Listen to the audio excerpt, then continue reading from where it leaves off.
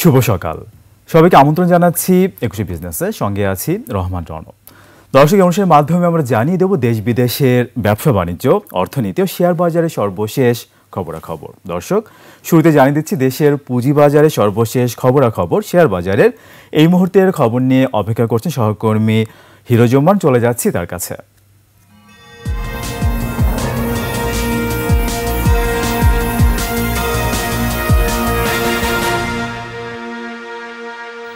ধন্যবাদ রণ। জানিয়ে দিচ্ছি ঢাকা শেয়ার বাজারের সপ্তাহের শেষ কার্যদিবসের লেনদেনের চিত্র। রণ, আপনাকে জানিয়ে রাখি 2025 সালে এ পর্যন্ত 6টি কার্যদিবসে লেনদেন সম্পন্ন হয়েছে। এর মধ্যে 4টি কার্যদিবসই সূচক হারিয়েছে, মাত্র 2টি কার্যদিবসে সূচকের ঊর্ধ্বমুখী প্রবণতা ছিল। এছাড়া 6টি কার্যদিবসের লেনদেনের চিত্র দেখলে দেখা যায় মাত্র একটি কার্যদিবসে 400 কোটি টাকার উপরে লেনদেন হয়েছিল, বাকি 5 কার্যদিবস 300 থেকে 400 কোটি টাকার ঘরে লেনদেন হয়েছিল। আজ দিনে শুরুটা হয়েছিল ঊর্ধ্বমুখী প্রবণতা দিয়ে এবং আমরা দেখেছি সূচক প্রায় 15 পয়েন্টের মতো বৃদ্ধি পেয়েছিল, কিন্তু এখন সূচক আবার কিছুটা কারেকশন হচ্ছে। এখন পর্যন্ত সূচক 12 পয়েন্ট বৃদ্ধি পেয়েছে এবং দাঁড়িয়েছে 5197 পয়েন্টে। এখন পর্যন্ত লেনদেন হয়েছে 43 কোটি 58 লাখ টাকার মতো। অর্থাৎ লেনদেনের গতি যদি দেখে আজও বলা যাচ্ছে যে 300 থেকে 400 কোটি টাকার মধ্যেই লেনদেন হতে পারে। এবং 2025 সালের সবচেয়ে বড় চ্যালেঞ্জ যেটা পুঁজিবাজার বিশ্লেষকরা বলছিল সেটি হচ্ছে লেনদেনের গতি।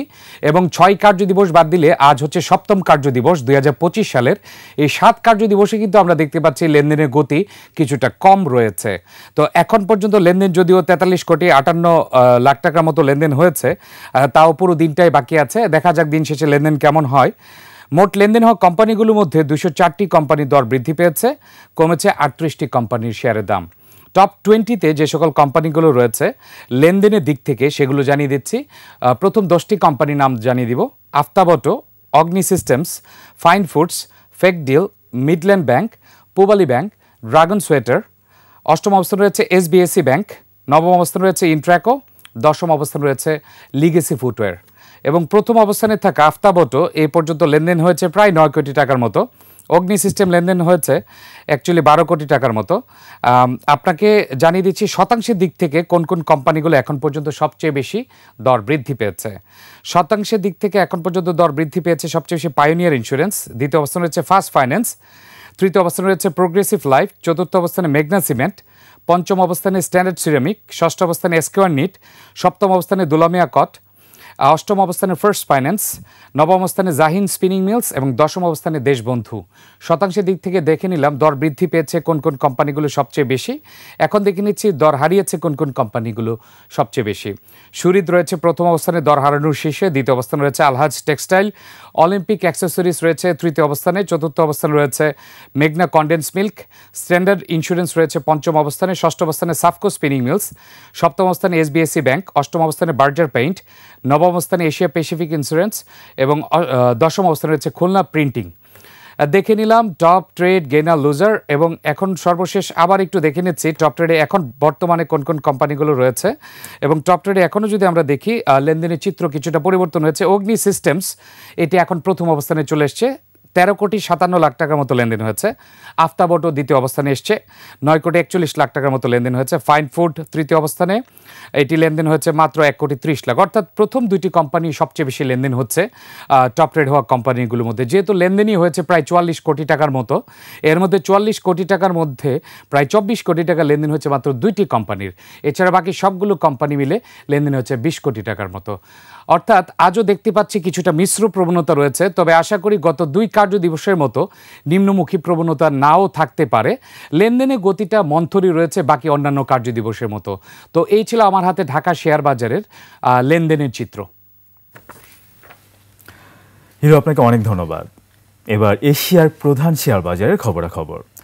সূচকের মিশ্র প্রবণতা দেখা যাচ্ছে এশিয়ার বেশিরভাগ পুঁজিবাজারে। জাপানের শেয়ার বাজার নিক্কি সূচক 302 পয়েন্ট কমে দাঁড়িয়েছে 39,678 পয়েন্টে। বেড়েছে হংকংয়ের শেয়ার বাজার হ্যাংসেংয়ের সূচক 51 পয়েন্ট বেড়ে অবস্থান করছে 19,331 পয়েন্টে। কমেছে সিঙ্গাপুরের এসটিআই সূচক, এটি 16 পয়েন্ট কমে অবস্থান করছে 3,870 পয়েন্টে। চীনের শেয়ার বাজার সাংহাই কম্পোজিট ইন্ডেক্স অবস্থান করছে 3,221 পয়েন্টে, যা আগের দিনের চেয়ে 8 পয়েন্ট কম। বোম্বের সেন্সে 30 ইন্ডেক্সকে দেখা যাচ্ছে নিম্নমুখী প্রবণতায়। সেন্সেক্স সূচক 50 পয়েন্ট কমে অবস্থান করছে ৭৮,১৪৮ পয়েন্টে। কমেছে থাইল্যান্ডে থাই স্টক এক্সচেঞ্জ সূচক, এটি 3 পয়েন্ট কমে অবস্থান করছে ১,৩৮৭ পয়েন্টে।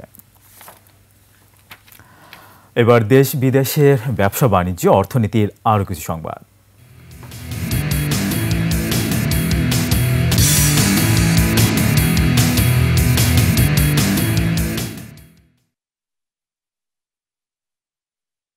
বিশ্ব রেকর্ড ভেঙেছেন ক্ষমতাচ্যুত প্রধানমন্ত্রী শেখ হাসিনা। তার আমলে মাফিয়া কায়দায় সংঘবদ্ধ চক্রের মাধ্যমে ব্যাংক ব্যবস্থা থেকে লুট হয় অন্তত ২০ বিলিয়ন মার্কিন ডলার, বাংলাদেশি মুদ্রায় প্রায় ২.৫ লাখ কোটি টাকা। সিস্টেমেটিক এই লুটপাটে মাফিয়া চক্রকে সহায়তা করে রাষ্ট্রীয় গোয়েন্দা সংস্থা সহ ৩ জন governor. S Alam, Salman F Rahman, Nazrul Islam মজুমদারের মতো বিতর্কিত ব্যবসায়ীরা ঋণের নামে ব্যাংক ব্যবস্থা থেকে বের করে নেন এই বিপুল অর্থ, যার বেশিরভাগই পাচার হয়েছে। সঞ্জয় অধিকারীর রিপোর্ট। 18 মার্চ 2003 মার্কিন সেনারা বাগদাদের সন্নিকটে। প্রেসিডেন্ট সাদ্দাম হোসেন ভাবলেন রিজার্ভ সরিয়ে ফেলতে হবে। লরিতে ভরে কেন্দ্রীয় ব্যাংক থেকে 92 কোটি ডলার সরিয়ে নিলেন তিনি। পশ্চিমাদের দৃষ্টিতে প্রত্যক্ষভাবে বা হ্যাকিংয়ের মাধ্যমে এটিই বিশ্বের সবচেয়ে বড় ব্যাংক লুটের ঘটনা।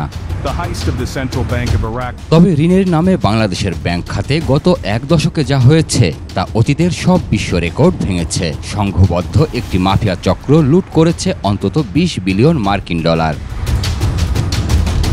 ক্ষমতাচ্যুত প্রধানমন্ত্রী শেখ হাসিনার আশীর্বাদ পুষ্ট 3 জন গভর্নর আতিউর রহমান, ফজলে কবির ও আব্দুর রউফ তালুকদারের সময়ে ব্যাংকগুলো অর্থ তসরুফের স্বর্গরাজ্যে পরিণত হয়েছিল। এদের আমলেই রিজার্ভ চুরি থেকে শুরু করে অর্থ পাচারের বড় বড় ঘটনা ঘটেছে। সুপরিকল্পিতভাবে এই টাকাগুলো সরানো হয়েছে। এই 10-12টা ব্যাংক, 10টা ব্যাংক, বিশেষ করে এস আলম তার নিয়ন্ত্রণে যে ব্যাংকগুলো ছিল সেগুলোকে এটা আসলে নিয়ম বহির্ভূত বেআইনিভাবে, সেখানে বাংলাদেশ ব্যাংকের যে ভূমিকাটা ছিল ওই সময় সেই ভূমিকাটা তারা পালন করেনি। শেখ হাসিনার সরাসরি তত্ত্বাবধানে ও রাষ্ট্রীয় গোয়েন্দা সংস্থাগুলোর তদারকিতে ইসলামী ব্যাংক দখলের পর মাফিয়া চক্রের নিয়ন্ত্রক হয়ে ওঠেন সাইফুল আলম মাসুদ ওরফে এস আলম।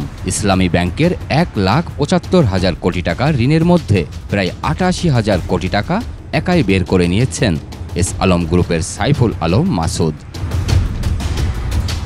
এছাড়া ইউনিয়ন ব্যাংকের ঋণের 64% বা 18,000 কোটি টাকা, ফার্স্ট সিকিউরিটি ইসলামী ব্যাংকের 60% বা 46,000 কোটি টাকা এবং গ্লোবাল ইসলামী ব্যাংকের 86% ঋণ একাই নিয়ে গেছে এস আলম।